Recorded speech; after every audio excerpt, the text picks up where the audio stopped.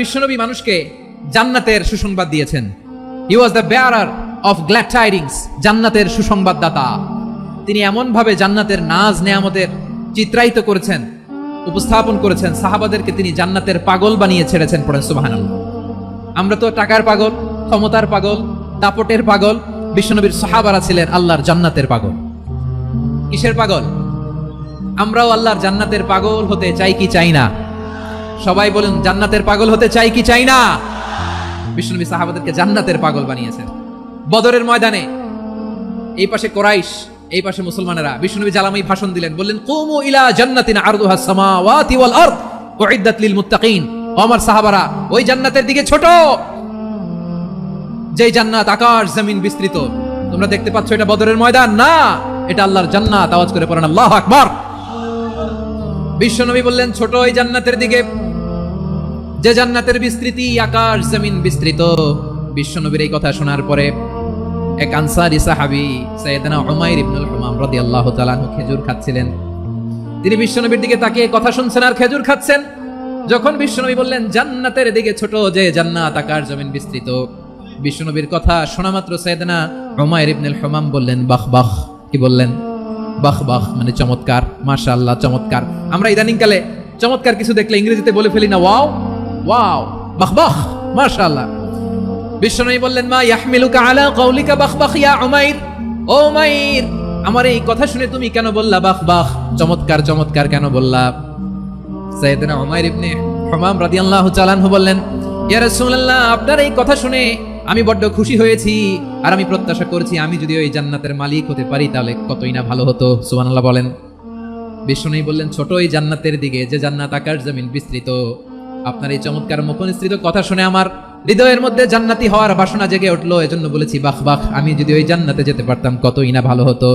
উমাইরের কথা শুনে বিশ্বনবী বললেন ঠিক আছে উমাইর, জান্নাতে ঢোকার জন্য, এই জান্নাতের অধিবাসী হওয়ার জন্য যেহেতু তোমার এত আকাঙ্ক্ষা, আমি বলে দিলাম আনতা মিন আহলিহা, তুমি আল্লাহর ওই জান্নাতের অধিবাসী হবা।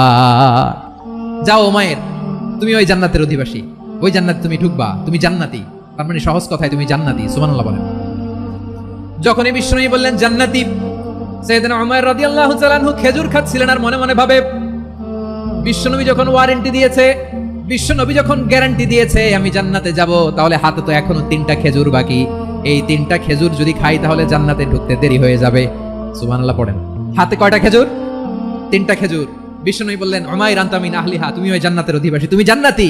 উমাইর চিন্তা করলেন আমি জান্নাতি, নবীর মুখ দিয়ে যখন বের হইছে ওই জান্নাতে তো আমার ঢুকতেই হবে, কিন্তু হাতে 3টা খেজুর খেয়ে যদি জিহাদের ময়দানে যাই তাহলে জান্নাতে যেতে তো দেরি হয়ে যাবে। এই চিন্তা আসা মাত্রই খেজুর 3টাকে তিনি ছুঁড়ে মারলেন, তলোয়ার বের করে আল্লাহু আকবার বলে বদরের ময়দানে ঝাঁপিয়ে পড়লেন। আল্লাহর শত্রুদেরকে কচুকাটা করে এক পর্যায়ে শাহাদাতের সুধা পেয়ে নিজেও জান্নাতি হয়ে গেলেন। পড়েন সুবহানাল্লাহ। আমরা দুনিয়ার বুকে আমরা হয়েছি দুনিয়ার পাগল, ক্ষমতার পাগল, সম্পদের পাগল, খ্যাতির পাগল। বিশ্বনবী তার সাহাবাদেরকে বানিয়েছিলেন জান্নাতের পাগল। পড়েন সুবহানাল্লাহ। ওই জান্নাতে আমরা যেতে চাই কি চাই না? একা না সবাই মিলে? একা না সবাই?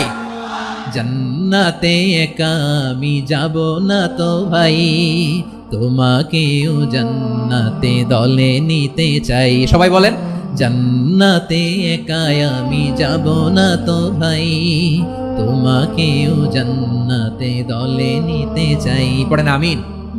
সিলেটের এই ঐতিহাসিক এমসি কলেজ ময়দানে আজ রাতে এই চমৎকার রজনীতে আমরা যেমনি একত্রিত হলাম, আল্লাহর জান্নাতুল ফেরদাউসের জন্য আমরা একত্রিত হতে পারি। আল্লাহ তুমি কবুল করো। সবাই আওয়াজ করে পড়েন আমিন।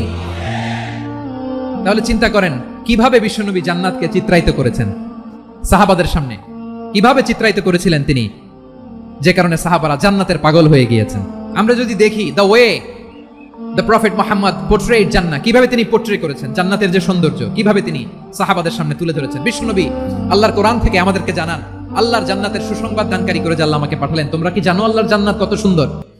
কোরআন থেকে বিশ্বনবী আমাদেরকে জানান ফালা তা'লামু নাফসুম মা উখফিয়া লাহুম মিন কুররাতি আ'য়ুন জাযাআম বিমা কানু ইয়া'মালুন। মানুষের কর্মের প্রতিফল হিসেবে কত চমৎকার জান্নাত রব্বুল আলামিন নাজ নেয়ামত দিয়ে পরিপূর্ণ করে আমাদের জন্য প্রস্তুত করে রেখেছেন। পৃথিবীর কোনো মানুষ সেটা জানে না। পড়েন সুবহানাল্লাহ। এটা যে কত সুন্দর আমাদের আমলের প্রতিদান হিসেবে কত চমৎকার, fantastic, eye catching, fabulous paradise তিনি আমাদের জন্য রেডি করে রেখেছেন। এটা কেউ জানেই না, কল্পনাতেও আনতে পারে না। সুবহানাল্লাহ পড়েন। আবার হাদিসে কুদসিতে বিশ্বনবী ফরমান, রব্বুল আলামিন বলেন, আ'দাতু লিইবাদিয়াস সালিহিন মা লা আইনুন রাআত ওয়ালা উযুনুন সামিআত ওয়ালা খাতারা আলা কলবি বাশার। আল্লাহ বলেন, আমার নেককার বান্দাদের জন্য এমন চমৎকার জান্নাত আমি রেডি করে রেখেছি, মা লা আইনুন রাআত, কোন চোখ সে জান্নাতকে দেখে নাই, ওয়ালা উযুনুন সামিআত, কোন কর্ণকুহর সেই জান্নাতের আওয়াজ শুনে নাই, ওয়ালা খাতারা আলা কলবি বাশার, মানুষ কল্পনাতেও জান্নাতের ছবি আঁকতে পারে না।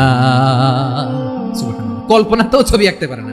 পৃথিবীর যত বিখ্যাত বিখ্যাত ডিজাইনাররা আছে সবাইকে একসাথে বসিয়ে যদি আমরা বলি জান্নাতে যে চেয়ারের মধ্যে আমরা বসবো এই চেয়ারের একটা ডিজাইন করেন, তো কোটি কোটি ডিজাইনকে একসাথে করা হলেও জান্নাতের একটা চেয়ারের ডিজাইন হবে? আওয়াজ করে বলো, জান্নাতের একটা চেয়ারের ডিজাইন তারা করতে পারবে না। কেমন জান্নাতে আমরা যাব?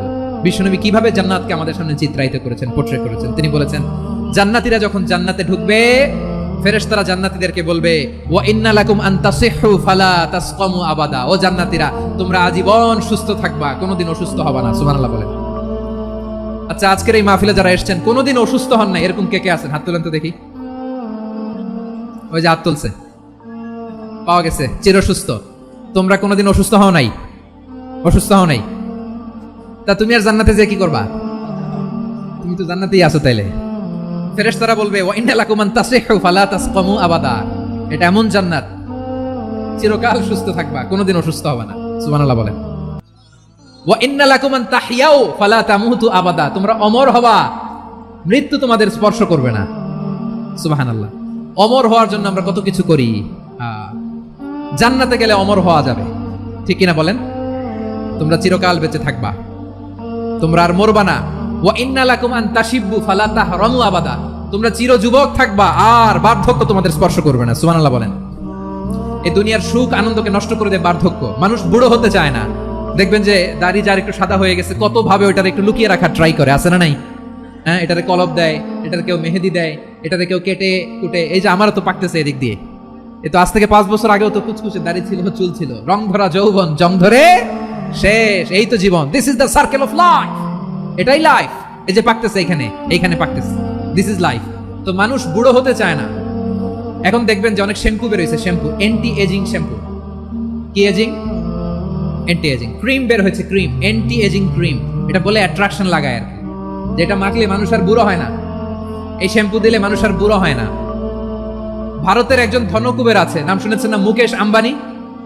ওনার স্ত্রী নীতা আম্বানি, আমি একটা নিউজে দেখলাম যে তিনি গোল্ড ওয়াটার খেয়েছেন। 1 বোতল গোল্ড ওয়াটারের দাম মোস্ট লাইকলি $60,000, $60,000 এক বোতল গোল্ড ওয়াটার। কেন? এটা খেলে বার্ধক্যের ছাপ নাকি চেহারায় লাগে না। কিন্তু মানুষ যতই বয়স ধরে রাখতে চাক এই দুনিয়ার জামিনে, সে কি তার বয়স লুকাতে পারে? আমার কলিজা টুকরা সিলেট, আওয়াজ করে বলেন, এই দুনিয়ার জীবনে বয়সকে ধরে রাখা যাবে? আপনি অমর হবেন জান্নাতে, চির সুস্থ হবেন জান্নাতে। আপনি যদি চির যৌবন থাকতে চান, চির যুবক, এটা পাবেন জান্নাতে। সুবহানাল্লাহ বলেন। ওই জান্নাতে আপনি যেতে চান তো? চান? এভাবে বিশ্বনবী উম্মতের সামনে জান্নাতকে চিত্রায়িত করেছেন, পোর্ট্রে করেছেন। এজন্য বিশ্বনবীর বৈশিষ্ট্য দিয়েছেন আল্লাহ তাআলা মুবাশশিরাম বিল জান্নাহ। নবী হে, আপনি জান্নাতের সুসংবাদদাতা। আওয়াজ করে পড়তে হবে, আল্লাহু আকবার।